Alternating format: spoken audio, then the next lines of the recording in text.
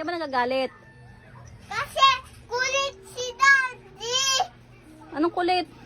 Kulit siya lagi.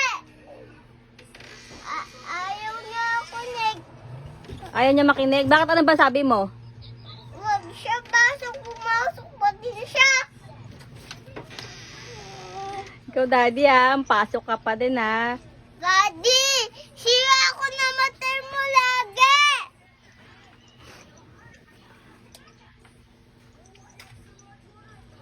Wala kang galit. Nag-work lang si Daddy. Ayoko nga sa work. Pag walang pasok pa din. Kailangan mag-work ni Daddy.